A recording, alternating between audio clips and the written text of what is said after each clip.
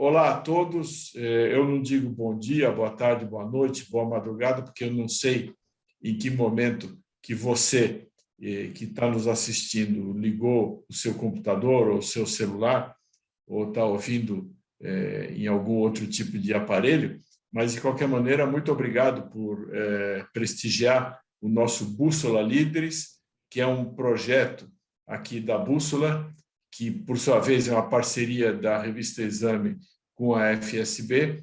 E esse projeto a gente traz pessoas que têm algo a dizer, que são especialistas, que são pessoas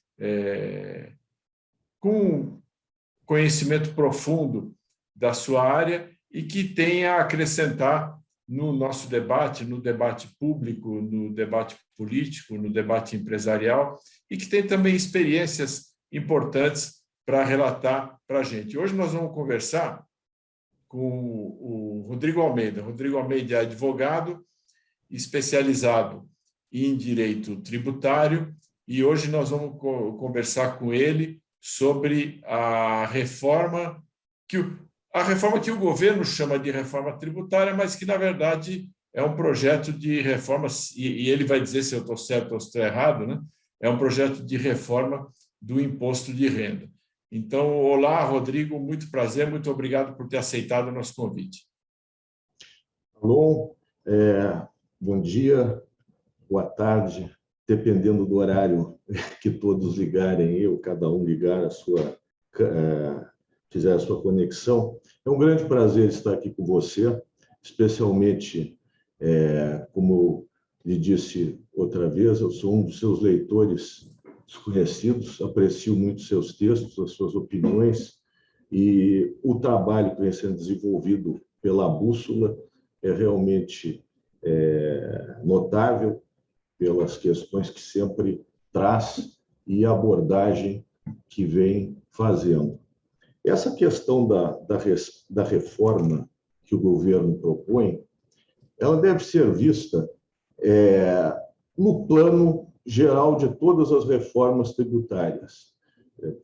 Existe o aspecto tributário propriamente dito, as técnicas de como tributar ou arrecadar ou prover o Estado com meios para a realização de seus fins, e a situação fiscal. A situação fiscal de desequilíbrio crônico no Brasil. Então, essas duas questões é que devem ser vistas e analisadas de acordo com as propostas políticas que vão sendo feitas ao longo dos tempos das eleições, dos governos que se apresentam e da realidade de déficits orçamentários. O Brasil hoje está numa situação absolutamente crítica do ponto de vista fiscal. Há um desequilíbrio colossal das contas públicas e o governo, que assumiu em 1º de janeiro de 2019, pretendia inicialmente uma proposta de uma reforma sistêmica, uma reforma tributária que atingisse todos os setores, todas as bases de tributação, para racionalizá-las e permitir que houvesse uma diminuição de carga tributária, que o Estado ficasse menos pesado do ponto de vista daquilo que ele retira do contribuinte. Mas para que isso possa acontecer, é preciso diminuir o tamanho do Estado e das despesas do Estado. Há décadas atrás, quando foi feito o Código Tributário Nacional, o Brasil estava num patamar de tributação de provavelmente entre 16%, 17%, 20% do produto interno bruto de então. Havia uma intenção de racionalizar o sistema, à época, nos anos 60, e fazer com que aquilo rendesse mais arrecadação ao governo e permitisse investimentos públicos para o crescimento da economia. A proposta de hoje, diferentemente daquele tempo, seria a de simplesmente aumentar a arrecadação para cobrir despesas correntes do Estado. da União. Então, este é o grande problema do imposto de renda que vem sendo proposto pelo governo. Existe, no que diz respeito às pessoas físicas, uma grande injustiça fiscal. Uma injustiça fiscal que o governo pretendia corrigir desde o início, e não foi avante com a ideia, e hoje propõe um aumento acanhado dos limites de isenção do imposto de renda. E vende a ideia de que haveria uma grande massa de privilegiados dentro dos contribuintes do imposto de renda que mereceriam uma maior tributação sobre rendimentos isentos e não tributáveis relativos à distribuição de lucros e dividendos por pessoas jurídicas a seus sócios ou acionistas. Este é o ponto central, me parece, dessa proposta de reforma do imposto de renda, de alteração da legislação tributária no ponto específico do imposto de renda, em que aumentaria a base de tributação do imposto e, consequentemente, as receitas pretendidas pelo governo. Paralelamente a isso, haveria uma redução pequena das alíquotas de tributação da pessoa jurídica e que não seriam suficientes para baixar a carga tributária no total. Ela apresenta um aumento de carga tributária para um determinado universo de contribuintes, que são a níveis de 2018, que são os dados disponibilizados pela Receita Federal, cerca de 3.200.000 contribuintes seriam afetados com este aumento de carga tributária. Então, este é um ponto que deve ser sopesado, a capacidade contributiva desses contribuintes, em que medida isto é razoável do ponto de vista econômico, se impõe uma tributação adicional em relação ao que hoje existe num momento de crise econômica, de recessão, e que afeta exatamente uma parcela da sociedade que produz riquezas e que se remunera pela essa produção de riquezas justamente pela distribuição de lucros e dividendos.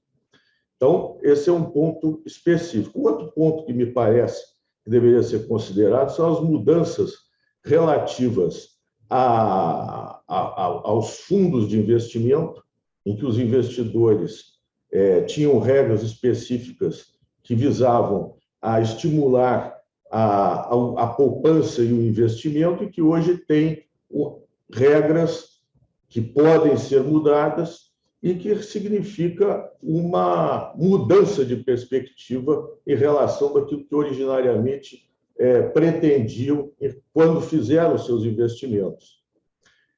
A tributação dos dividendos, concluindo, tem um ponto extremamente difícil e, a meu ver, inconveniente, que é o de ressuscitar o conceito da distribuição disfarçada de lucros.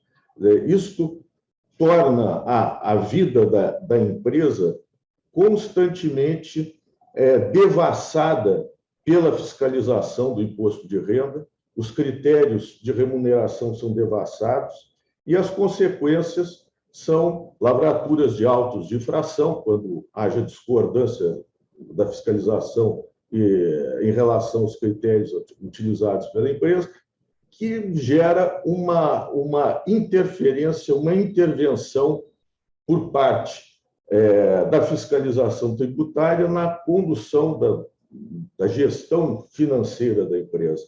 Isso é algo muito negativo, porque cria um ambiente ruim de menor liberdade, e menor liberdade gera menor empreendimento. Eu acho que as considerações iniciais seriam estas.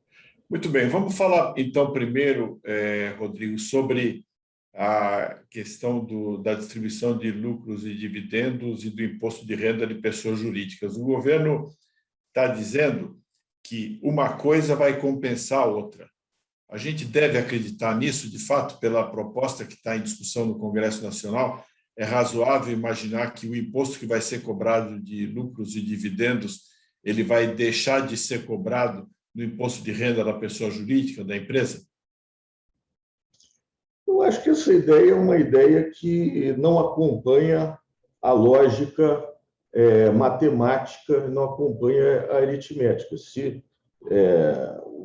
Não importa a forma de apuração do imposto de renda, se por lucro real, se por lucro presumido, se por lucro arbitrado, quer dizer, um imposto que venha a recair na pessoa jurídica sobre 100 unidades monetárias de lucro, realmente haverá uma redução de 7,5% no primeiro momento. Mas este mesmo lucro, quando distribuído, deduzido do imposto, ele sofrerá uma incidência de 20% na distribuição dos lucros e dividendos, o que dá um aumento em relação à situação atual de mais de 20% em relação ao imposto que era pago anteriormente apenas sobre o lucro da pessoa jurídica e não sobre os dividendos. Esta mudança, essa transferência do ângulo de tributação, ele acresce, aumenta a carga tributária e penaliza o empreendedor, o prestador de serviços que se organiza em pessoa jurídica para conduzir os seus negócios ou exercer a sua profissão. Então, do ponto de vista estrito da lógica matemática, não me parece que o governo tenha razão em dizer que não aumenta a carga tributária. Porque quem dá vida às empresas são os seus sócios, são os seus acionistas que colocam as suas atividades, os seus capitais para a execução de um objetivo, pretendendo haver dali lucros, haver um resultado econômico, que vai ser diminuído pela tributação dos lucros e dividendos. Um outro aspecto que o governo tem argumentado é que, quando ele taxa lucros e dividendos e reduz a carga tributária sobre as empresas, ele desestimula o consumo e estimula o investimento das empresas. Isso aí, pegando a experiência internacional, você tem conhecimento aí da experiência internacional, isso de fato acontece quando você reduz o imposto de renda da pessoa jurídica, mas taxa fortemente o imposto de renda da pessoa física, que a rigor é a proprietária da pessoa jurídica, você tem de fato esse aumento de investimentos? Aumento de investimentos, havia durante os anos 90 um movimento das fiscalizações tributárias mundo afora contra a subcapitalização das empresas. E a subcapitalização das empresas dava-se justamente, e o Brasil não era diferente até 1995, dava-se porque havia meios menos gravosos de capitalização, como empréstimos, e que poderiam fazer com que houvesse a remuneração dos sócios e acionistas. Esse movimento contra a subcapitalização das empresas, e, consequentemente, contrário a uma menor tributação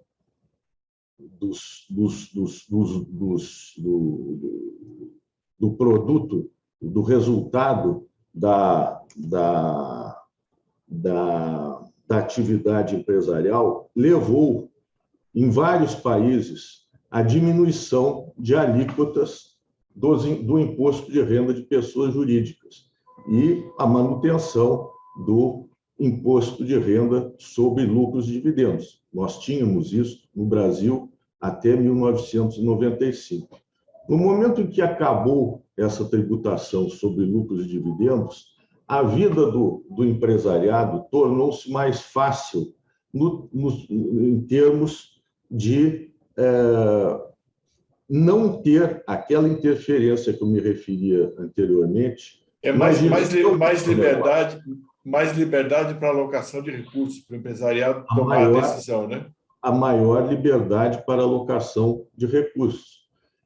Do ponto de vista de um país como o Brasil, que é um recebedor de investimento estrangeiro, isso significou um movimento pela vantagem de não mais ter, como tínhamos no passado, chegamos até a ter um imposto sobre lucros extraordinários de investidores estrangeiros no Brasil, até o final dos anos 80, e, posteriormente, com a abolição do imposto de renda sobre dividendos, tornou-se mais atrativo o investimento no Brasil, além das vantagens que representava de simplificação para o empresário, pequeno e médio empresário nacional, e os grandes empresários também, mas, substancialmente, aumentou a possibilidade de alocação de recursos e essa tributação, em geral, ela não é boa no sentido de fazer com que o empresariado sinta-se suficientemente satisfeito com os resultados da sua atividade econômica.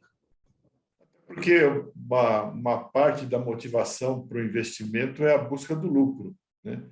Então, se você está desestimulado a distribuir esse lucro, também é possível que você busque outras alternativas que não sejam o próprio investimento da empresa, né? Um aspecto curioso da proposta do governo é que ela tem por trás uma crítica que vinha fazendo o governo e algumas pessoas do governo em relação ao que chama de rentista, aquele que pega seus capitais e coloca em aplicações financeiras, objetivando fugir do risco empresarial.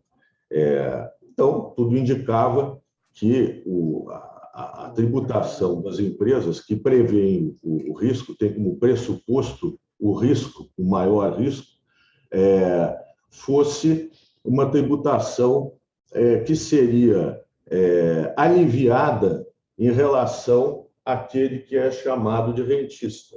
O rentista o investidor não empresário teria, então, um agravamento da sua, ou pelo menos em relação à empresa, ele teria um tratamento tributário menos intenso do ponto de vista da arrecadação pelo governo. Mas o que se vê no projeto é que o empresário que coloca os seus capitais, coloca o seu tempo, coloca a sua dedicação em busca da geração de riqueza através do risco empresarial, ele passaria a ser tributado a 20%, enquanto que o rentista, tão criticado, teria a sua alíquota rebaixada a 15%.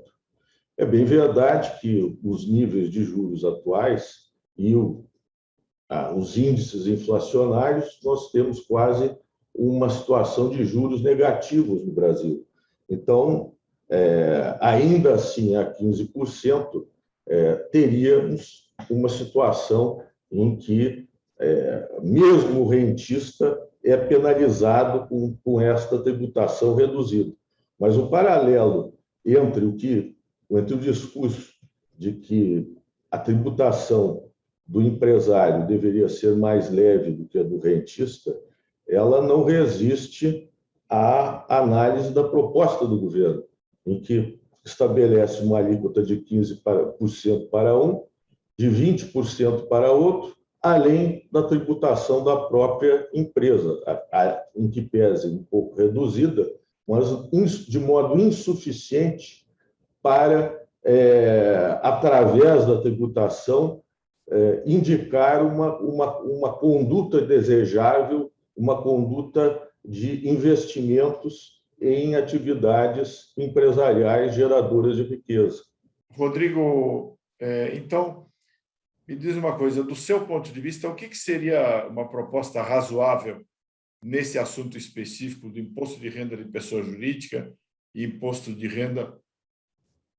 sobre distribuição de lucros e dividendos? O que seria razoável? Qual que seria um ponto de equilíbrio onde a negociação, uma eventual negociação, por enquanto o governo não está muito disposto a negociar isso, mas a gente sabe que, mesmo aprovando na Câmara, ele vai ter de debater esse assunto no Senado. O que seria, na sua visão, um ponto futuro, um ponto de chegada em que essas duas demandas, a demanda do setor empresarial por mais liberdade e mais condições de tocar o seu negócio, e a demanda do governo por mais receita vinda das pessoas físicas que recebem lucros e dividendos, o que seria razoável como ponto de encontro, como ponto final de uma negociação nesse caso? Olha, o ponto de encontro de uma negociação nesse caso, se ela tiver que acontecer, ela deveria partir do pressuposto de que existe uma distinção muito clara entre sociedades de pessoas e sociedades de capitais. Então, essa distinção deveria ser feita no que diz respeito à proposta de tributação de dividendos, porque na sociedade de capitais tem-se uma estrutura empresarial mais robusta, mais característica da indústria, do comércio, do extrativismo, do próprio setor agrícola, e, em distinção a isso, temos a sociedade de pessoas, que são as sociedades de prestação de serviços. Então, essas sociedades, elas têm que ter um tratamento condizente com a sua natureza, tanto na sociedade de capitais como na sociedade de pessoas. Elas não são idênticas no seu funcionamento.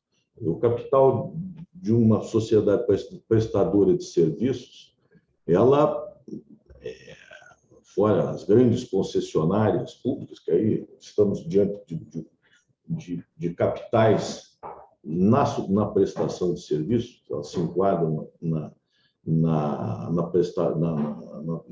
conceito de sociedade de capitais, as prestadoras de serviços não podem ter o mesmo tratamento. No passado, antes de 1995, quando foi feita a reforma do imposto de renda e a supressão do imposto sobre lucros e dividendos, distribuição de lucros e dividendos, havia um regime específico que é muito semelhante ao regime que vige nos Estados Unidos, e que as sociedades de pessoas eram tributadas, tinham apurado os seus resultados e automaticamente distribuídos das pessoas, dos sócios, a cada final de exercício. Era um critério que me parece mais razoável e que poderia atender a esse ponto de encontro a que você se refere. Mas, substancialmente, o que nós deveríamos ter em mente é que a tributação dos dividendos hoje ela não atende a um aperfeiçoamento da tributação, ela atende ao aperfeiçoamento da arrecadação. Então, essa proposta, ela foi uma proposta que foi rejeitada, de um modo geral, por todos os setores econômicos atingidos. O Brasil vive já, desde 2007, quando houve uma rejeição à CPMF, vive a sociedade brasileira, me parece que considera excessiva a carga tributária que lhe é atribuída pelo governo. Como eu disse no início, as reformas tributárias têm os aspectos fiscais e os aspectos propriamente tributários e de arrecadação. O aspecto tributário visa conformar o tributo, o imposto, a contribuição social, a capacidade econômica dos contribuintes, visa criar mecanismos mais leves de controle tributário, menos obrigações acessórias aos contribuintes. Ao passo que as reformas meramente arrecadatórias visam ao problema de alcançar os desequilíbrios fiscais, a arrecadação insuficiente, ao déficit público. Então, a questão que se põe é a seguinte: estará a sociedade brasileira disposta a pagar mais por um Estado cada vez maior? Esta é a questão que deve ser posta sempre. As reformas que são pensadas, e já há algum tempo, sempre partem do ponto de vista do Estado, como acertar as contas públicas, sem considerar que as contas privadas são determinantes para a vida de cada um de nós. As contas públicas no Brasil, em que o contribuinte, por mais que queira pagar, menos recebe serviços públicos decentes em troca disso, ao contrário de outros países, em relação aos quais o Brasil é sempre comparado. Nós somos comparados com os países do G7, da União Europeia em geral, que tem uma classe média muito grande, que tem um outro padrão de conduta administrativa dos seus governantes. A nossa comparação não é esta. A nossa comparação, nós vamos comparar o Brasil, comparar com outros países em desenvolvimento. A nossa carga tributária já é muito grande. O número de contribuintes que geram riqueza na forma de lucros e dividendos é muito pequeno em relação à população total do país. Nós temos uma população de 220 e tantos milhões de habitantes, e o número de pessoas que estão atingidas por esse aumento de carga tributária não passa de 3 milhões e 500 mil pessoas. Então, essas questões, eu acho que devem ser trazidas e as pessoas devem considerar que o imposto é uma coisa muito séria porque ele retira o tempo do contribuinte em prol do governo. Ele retira a propriedade do contribuinte em prol do governo. É claro que os tributos eles são inevitáveis.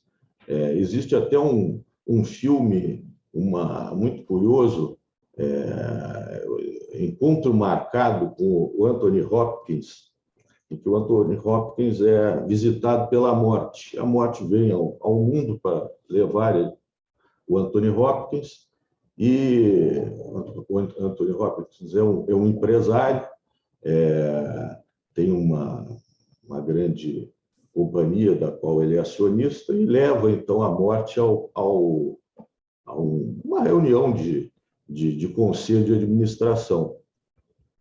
E algum dos diretores sai-se com um ditado americano que a única coisa certa na vida são os impostos e a própria morte. A morte fica... O que são esses impostos? Igualado aos impostos. A verdade é essa, né? Não existe nenhuma sociedade que possa prescindir de pagar impostos. Agora, nós temos o princípio da capacidade contributiva dos contribuintes. Se nós formos ver nos últimos 20, 21 anos, já houve no Brasil quase 30 programas de recuperação fiscal só no plano federal. Então, parcelamentos a perder de vista, havia aquele refis do início dos anos 2000. Aliás, tem um sendo discutido agora no próprio Congresso Nacional. Exatamente. Há outro sendo agora discutido. No ano passado, houve aquela implementação das transações tributárias federais pela Procuradoria da Receita, da Fazenda Nacional. Mas o fato é que tudo isso indica que o erro talvez não esteja com o contribuinte que não paga regularmente os seus impostos, que é devedor. Talvez a carga tributária para os contribuintes esteja além da medida e já vem assim há muitos anos, porque todo o contencioso que surgiu no plano federal, especialmente no plano federal, desde a implantação da Constituição de 1988, foi um contencioso que decorreu exclusivamente de medidas arrecadatórias que precisavam ser tomadas ao final de cada exercício para que o governo enfrentasse o exercício seguinte, e aquelas questões foram parar todas no judiciário. Então, o judiciário corrigia e vinha, então, o Congresso e mudava a Constituição, mudava a legislação.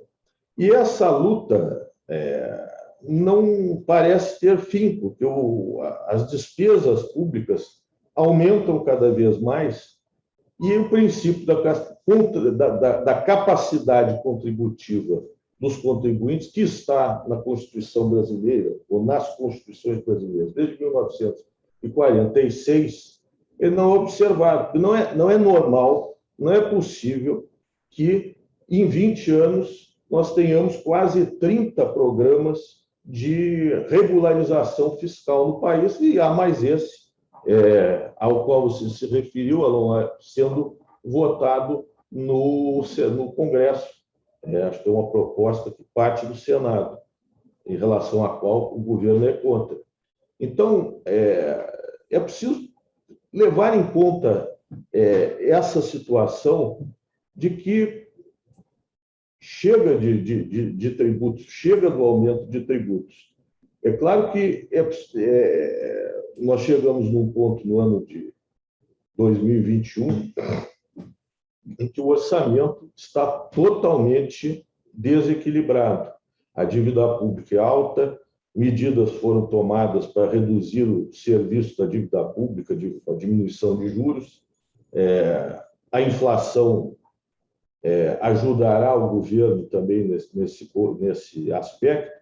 Agora, inflação, juros baixos, tributos altos, essa é uma mistura que é uma mistura escravizante para o contribuinte, seja o contribuinte do imposto indireto, seja o contribuinte do imposto direto, o imposto de renda, que, aliás, não tem a correção do limite de isenção no patamar de 1995, quando houve a mudança do padrão monetário e ajuste da legislação fiscal nesse sentido.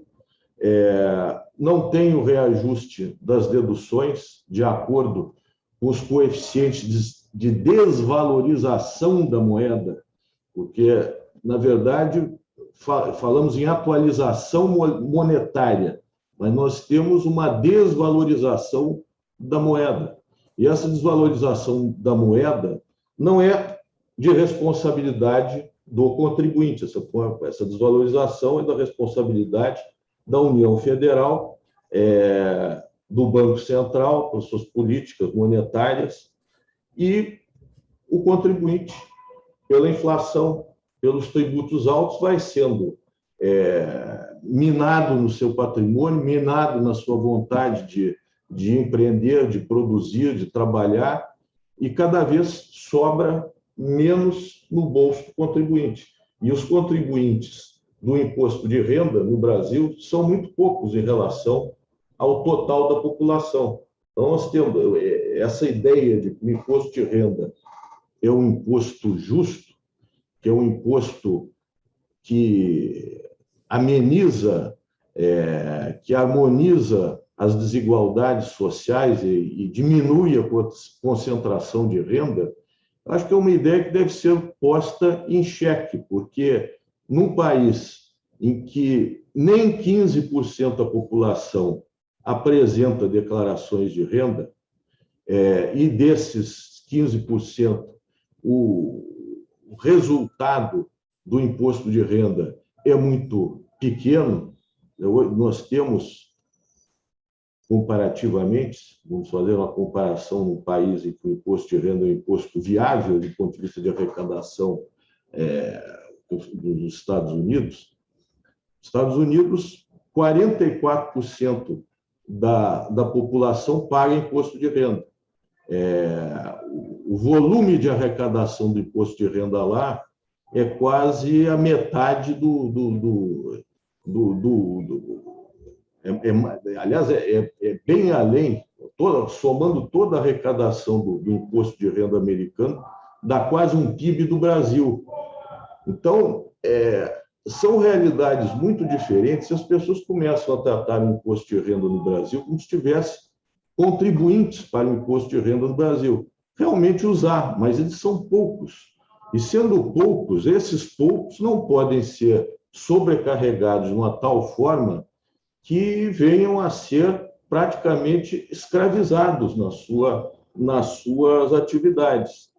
Uma das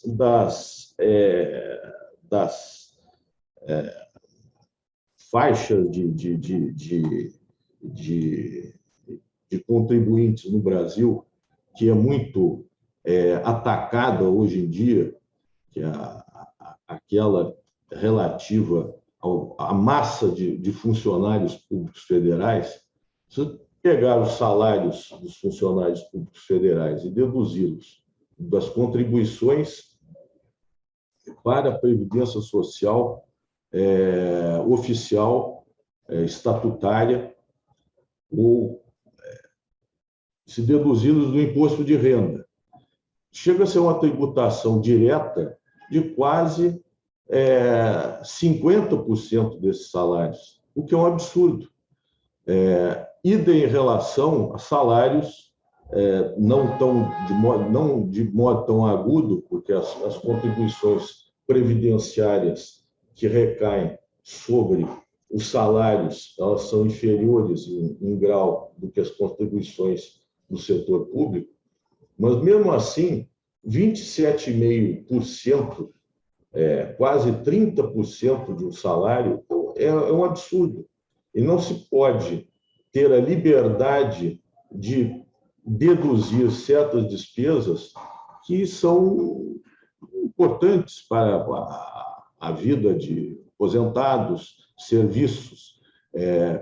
Isso tudo é uma questão que não me parece que venha a debate, porque nós estamos tratando hoje simplesmente questões arrecadatórias. Como vai se diminuir as deduções, dando até algumas pequenas vantagens, como um aumento na faixa de isenção, mas, de outro lado, há uma proibição para a grande massa dos contribuintes de imposto de renda, prevista, desejada pelo governo, quanto aos descontos simplificados. Não se cogita em aumentar o leque de despesas dedutíveis, de facilitar a vida do contribuinte para que mais sobre e mais haja consumo. que a ideia que você levantou há pouco a respeito dos investimentos em relação às empresas, tributação na pessoa jurídica versus tributação de dividendos na pessoa física, o fato é que nem só de consumo esses valores, essa renda será atingida. Ela irá para a poupança, ela irá para a contenção do consumo presente, transferindo para o consumo futuro, a compra de tempo pelos serviços que se podem contratar, e o contribuinte terá mais tempo para si, terá mais tempo para descansar, terá mais tempo para pensar, para criar. Então, essas coisas têm que ser faladas, esmiuçadas, porque a simples lógica de arrecadação tributária é uma lógica brutal, é uma lógica que afeta a vida de cada um, afeta aquilo que sobra do produto do trabalho, do produto da empresa.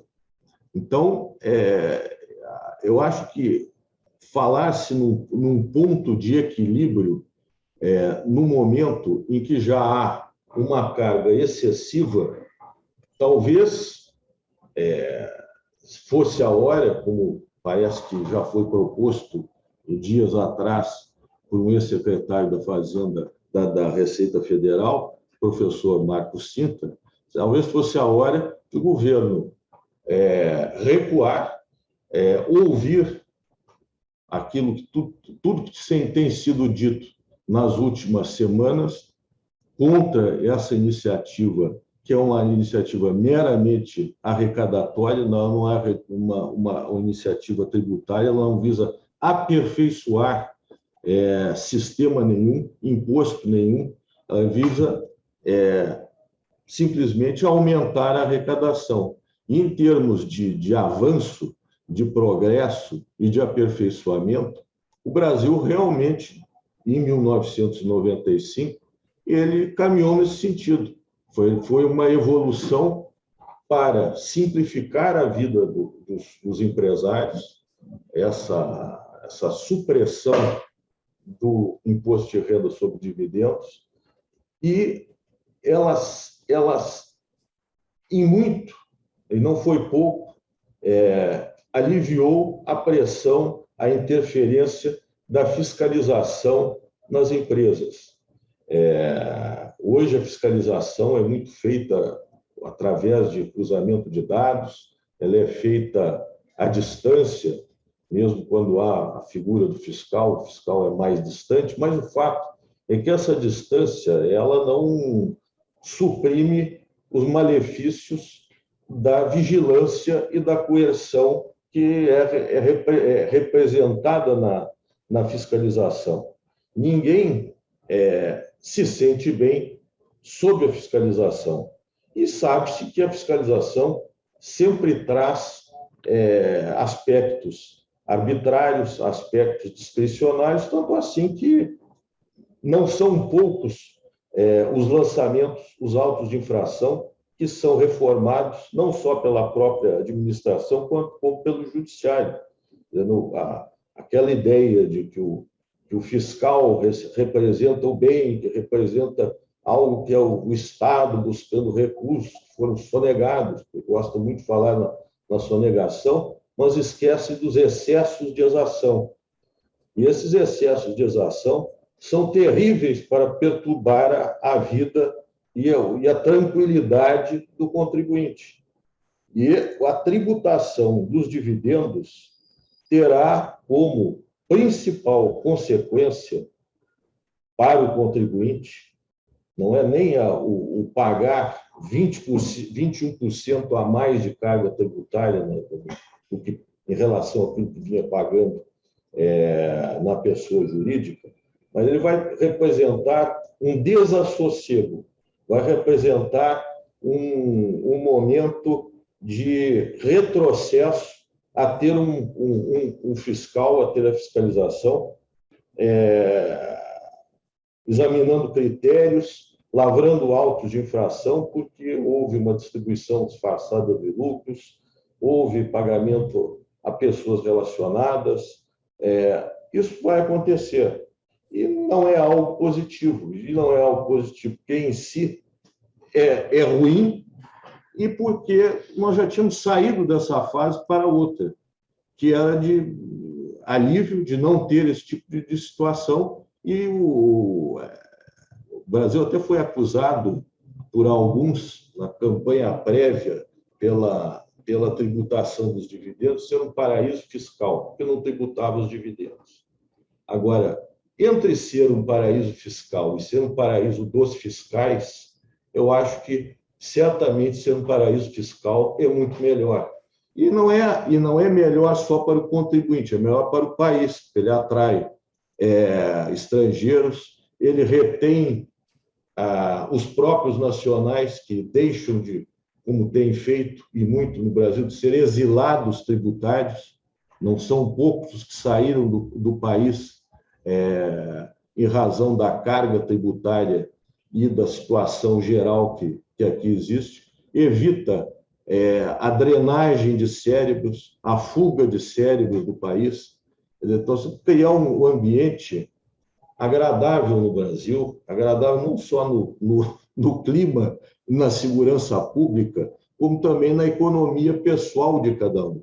Então, isso é uma coisa absolutamente necessária para o país, é não criar um clima de mal-estar em tudo. Nós somos fiscalizados em tudo. Vamos ser fiscalizados mais esse aspecto. Eu acho um absurdo uma coisa dessa, porque é a volta ao passado, que algo que está aparentemente superado vai ser reimplantado, pretende reimplantar este aspecto negativo da tributação, um governo que se diz liberal. Então, é uma contradição terrível que só atende à lógica da arrecadação. Muito bem, estamos chegando aqui ao final da nossa conversa, acho que foi extremamente esclarecedor. Eu vou agradecer ao Rodrigo Almeida, advogado especializado em direitos tributários. Nós certamente vamos ter a oportunidade de conversar mais sobre isso, porque o assunto ele continua em debate ali no Congresso Nacional. E queria realmente agradecer a sua participação, Rodrigo, nesse nosso Bússola Líderes, que é um projeto dentro do Bússola, que, por sua vez, é uma plataforma de conteúdo e parceria da Revista Exame e da FSB. E muito obrigado e, com certeza, vamos falar mais adiante. Palombo, eu que agradeço o convite, é um enorme prazer estar com vocês e um grande desafio tentar trazer um pouco da experiência de 35 anos que abrange a época em que havia tributação sobre dividendos e a época que deixou de existir, e essa diferença que eu acho que deve ser muito discutida é o efeito indesejado. Não posso acreditar que o governo deseje isso, um governo liberal, colocar o país de volta numa posição já superada da interferência maciça da fiscalização tributária dentro das empresas em relação à sua gestão. E muito obrigado pela oportunidade de estar aqui com vocês. Um grande prazer, Alain.